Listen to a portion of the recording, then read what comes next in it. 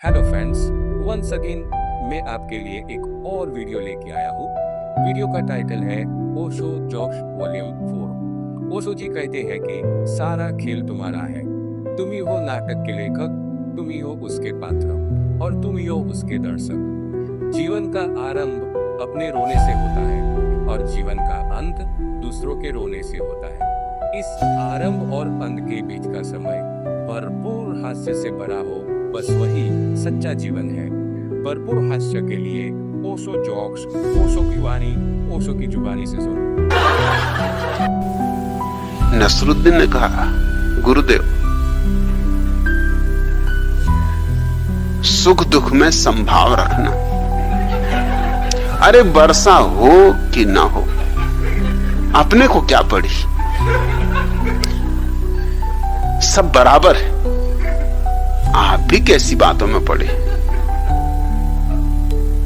और आपने ही तो समझाया कि सब हालत में संभाव रखना, तो जाने की क्या जरूरत। हो रही हो तो ठीक, ना हो रही हो तो ठीक। अब गुरु क्या कहे, चुप रहा, मगर उसे बेचैनी तो लगी रही थी। उसने कहा कि भाई, ये कोई ज्ञान की बात का समय नहीं है, मेरे कपड़े बाहर पड़े हैं, वो भीग गए तो सुबह क्या पहनूंगा, फकीर आदमी हूं, दो ही जोड़े कपड़े हैं। तू जरा देख तो आ। नसरुद्दीन ने कहा, मेरे जाने की कोई जरूरत नहीं, वो बिल्ली चली आ रही, जरा आप ही उसके ऊपर हाथ फेर के देख लो, आपके पास तो खड़ी। अगर भीगी हो तो समझना हो रही बरसा, अगर ना भीगी हो समझना नहीं हो रही।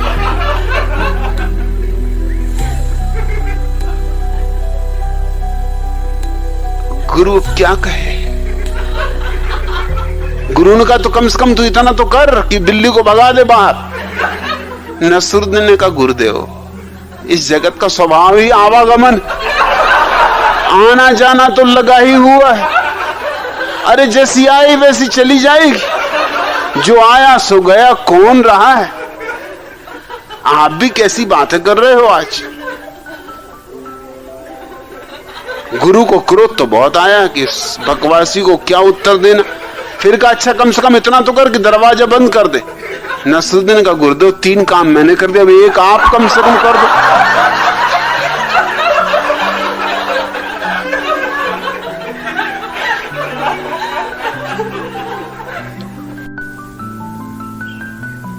एक दिन जब मारी मां दफ्तर से घर आई तो बापू बोलियो, ए जी, थाने दिखे कोई कोनी छोरी,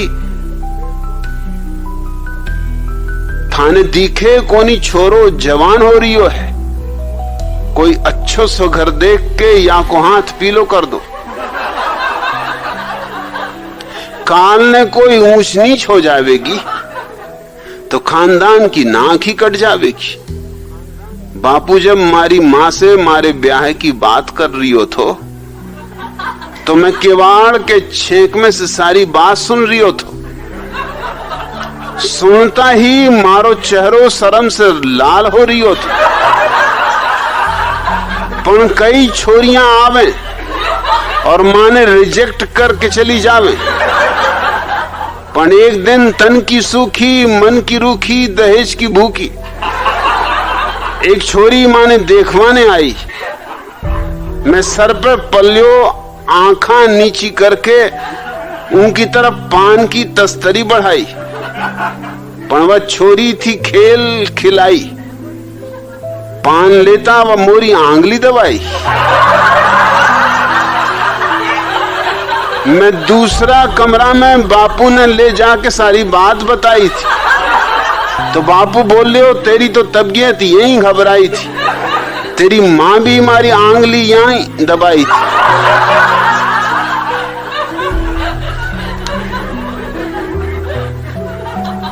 पणवा छोरी मां ने पास करी और एक दिन वो भी आयो जब मारे मन में बाजोड़ी सहनाई, मारे घर में भी बाजी।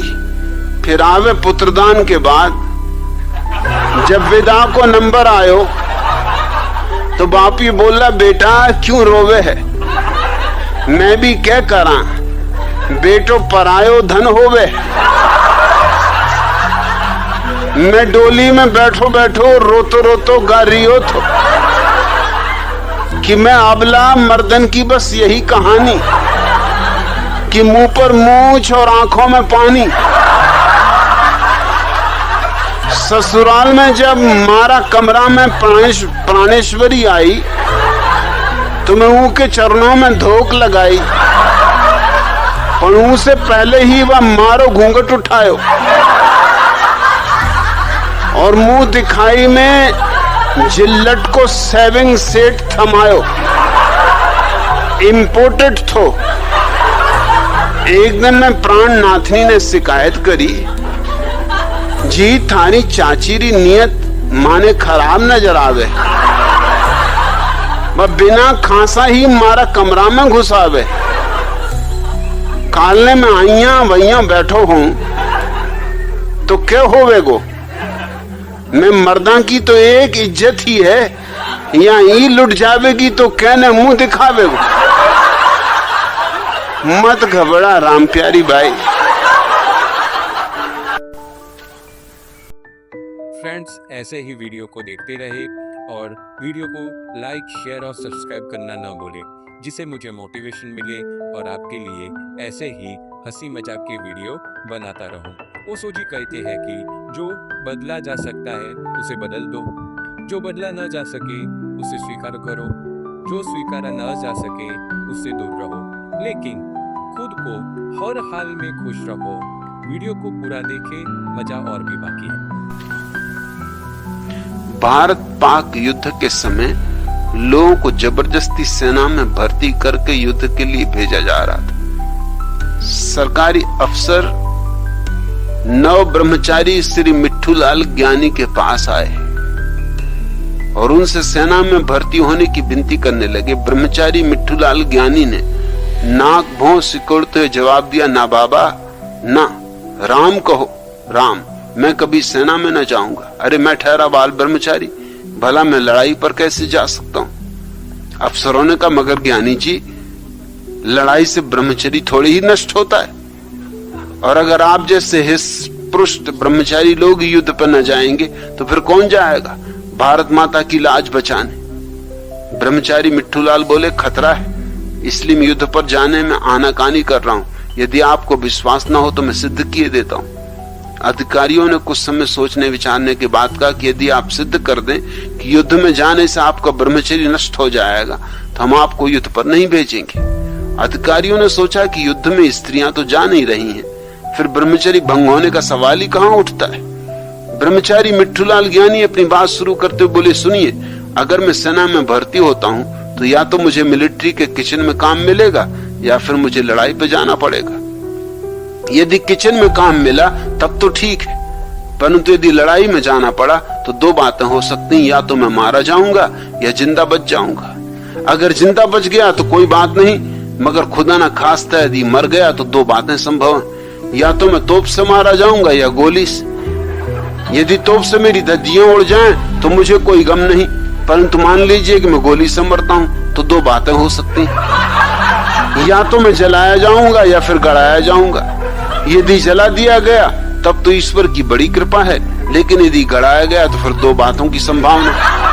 भविष्य में या तो उस जमीन पर गेहूं, चना, चावल इत्यादि की खेती होगी या फिर तिल, अलसी या मूंगफली की। यदि गेहूं, चने आदि की खेती हुई तो कोई नुकसान नहीं, लेकिन यदि तिल, अलसी या मूंगफली की खेती की गई तो उससे निश्चित ही मेरा तेल निकाला जाएगा। यदि उस तेल के अनुपयोग किए गए तो ठीक है, लेकिन यदि उसकी साबुन बनाई गई तो दो बातों की संभावना है, या तो उससे नहाने की साबुन बनाई जाएगी या कपड़ा धोने की। यदि कपड़ा धोने की साबुन बनी तब तो सब ठीक ठाक रहेगा, परंतु यदि नहाने की साबुन बनी तब मुसीबत हो सकती, क्योंकि फिर उसके दो उपयोग हो सकते हैं। हो सकता है कि पुरुष उस साबुन से नहाए, यदि पुरुष उससे नहाए तो मुझे कोई आपत्ति नहीं, परंतु यदि किसी सुंदर नवयौवना ने मुझसे रगड़ रगड़ कर नहाना शुरू कर दिया तब तो मुझ ब्रह्मचारी पे क्या गुजरेगी, जरा आप ही सोचिए। यह कहकर उन्होंने शर्म से अपना चेहरा अपने हाथों से छिपा लिया।